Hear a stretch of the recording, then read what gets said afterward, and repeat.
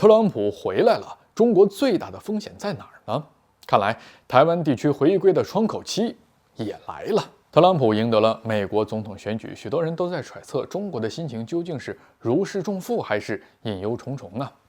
诚然，特朗普的胜利似乎让第三次世界大战的风险稍微远离了我们，但从他上一次执政的经历来看，这位直截了当、敢于叫板的商人应该不会轻易放过中国的。无论是加征关税还是制裁科技企业，特朗普在任期间从没有掩饰对于中国的硬打压态度。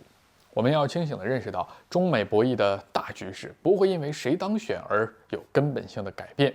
两党对华策略的本质不过是明狠与暗狠的区别。特朗普是关税制裁的忠实拥趸，一旦他正式上任，美国不再承认中国的最惠国待遇了，大规模关税战也会再度升级。我们要说一下这个最惠国待遇啊，它是意味着中国可以享受美国对其他发展中国家同等的优惠关税政策，而这往往能有效降低中国出口的贸易壁垒。那么特朗普对这一条款早就心生不满，认为中国是占尽便宜。在2018年，他就直接加征关税，掀起全球贸易风暴。而如今，他若取消最惠国待遇，这就意味着对华关税的进一步提升，中国商品在美国市场的成本更会大幅度增加。更有甚者，特朗普早在今年2月就喊话说，一旦他上台，将对中国加征高达60%的惩罚性关税，而且他可能会定点打击中国的关键产业，比如禁止美国采购中国的无人机，减少在医疗设备、芯片等领域对中国的依赖。这种从供应链上动刀的策略，可能对中国出口和高科技产业带来直接的冲击。不过咱话说回来危机未必全是坏事，在某种程度上来说，这将逼迫中国加速推动产业升级，告别那些低端制造的旧模式，转而向以一些高附加值、科技含量更高的核心多边贸易体制转变。面对外部压力，我们要变挑战为动力，加快自主创新和产业链建设，进一步巩固自身在全球经济中布局的地位。特朗普回归带来的风险不只限于经济领域我们看到台湾地区的这个问题或许恰恰是大陆期待已久的窗口期了。咱都知道，特朗普是典型的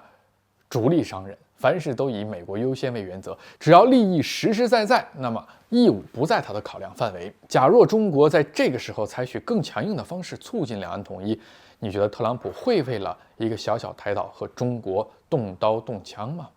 退一步说就算台湾地区他们真的有心有能力掏腰包支付这个保护费，试图换来美军的庇护，那这也注定是一场旷日持久的烧钱游戏。以台湾地区的体量能交多少保护费呢？它又能撑多久呢？站在特朗普的角度来看台湾地区若不能真正带来实质性的好处，那么特朗普大概率不会去拼尽他的全力。因此未来几年可能正是两岸统一的最佳时期。在中美关系波诡云谲的背景下，中国应当牢牢把握这一时代契机，未雨绸缪地推进统一大业。